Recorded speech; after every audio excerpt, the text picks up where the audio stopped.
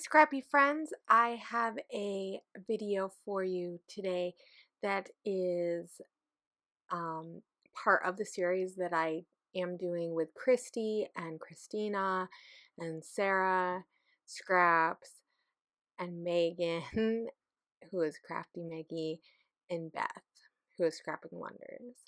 And we are doing a series called Inspired By, and we are inspired by lots of different things. So this is the starting point that we're using to jump off to make and create layouts.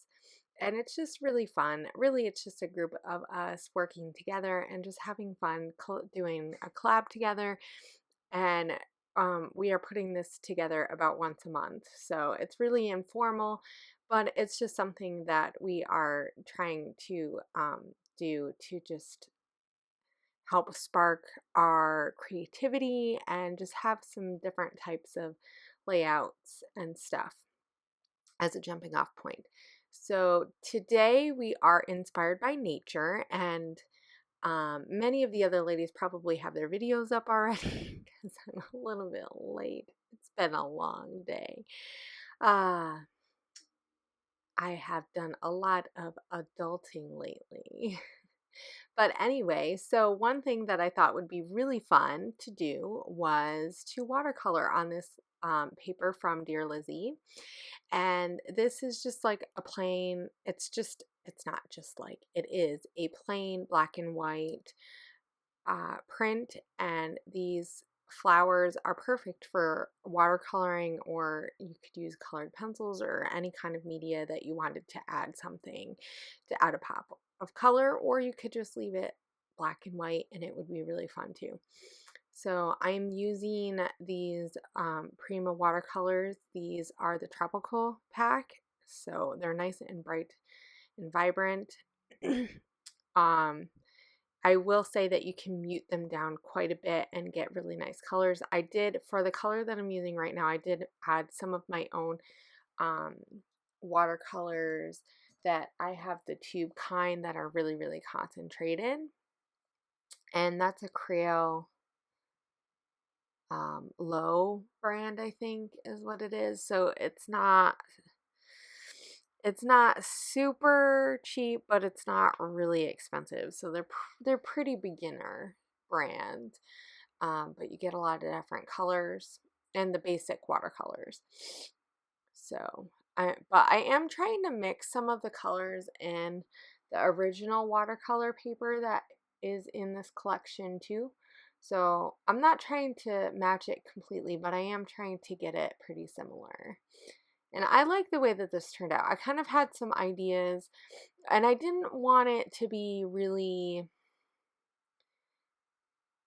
to color every single one up. So I gutted this, that watercolor in the background because I wanted to use it as the border. But I did want a lot of white too, because I want the watercolor that I did do to pop out. I am going to add my classic black outline. I really like the way that it looks. It just kind of helps tie everything together, right? Sometimes there's just these little things that we do that are just fun, and I don't know. It's just fun. So this layout that I'm creating actually has nothing really to do with flowers, but I thought the flowers would just be a nice little background. So you just seen me go off screen, and I cut it so that you didn't have to wait 2 minutes. But I stitched that watercolor that I did myself, and I stitched that to the back. So I'm just gonna add a little bit of washi tape to the back side so it doesn't come up at all. But I'm not really too worried about it. Pretty much it's stitched down. I mean, a lot of the pieces would have to come loose for it to just even make much of a difference. But you know, sometimes it's nice to have a little bit. I will apologize for that corner and this one and the clip before, a little bit of it. My stand, I didn't realize that you couldn't see the whole thing. So I will apologize for that. It doesn't really cover up what I was working on. So, But this is a layout about those rocks. And yes, I am doing a layout about rocks. I thought this was the perfect photo or story to tell for this theme that we are doing, nature, because I mean, I could just do a layout about it, and I was wanting to anyway. But the sometimes when you're inspired by something, it just helps you pick out and draw out a story that you've been wanting to tell, but you just haven't done it. So the town that I live in, there is I don't want to say story, but there's this thing that they talk about. Because at one point there was a glacier that came through this area. And our town is known for having these rocks that are really smooth, and they're all different sizes, but you get a lot of like middle-sized rocks. So this is a picture of a rock. Or actually, it's multiple rocks, but it's from my garden.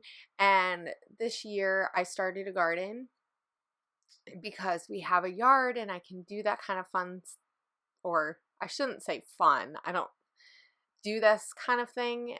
It's fun to learn. I should say that. It's a lot of hard work.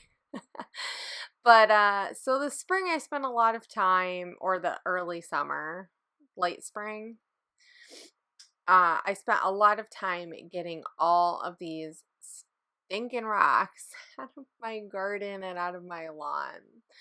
And they're all over the place because the glacier came through. So this is like, it's a story, but it's not really a story, right? I guess it's a real life story. The glacier came through and pushed all these rocks. So our town is known for having these rocks. And so I really wanted, and they call them spuds because they look like potatoes, and they really do. Like when they're in the ground, especially in my garden, they look a lot like potatoes, just different size. They're really similar in size of potatoes, or like the starts of potato. Well, I shouldn't say the starts of potatoes because usually you put the ends in, but anyway, it's all besides the point.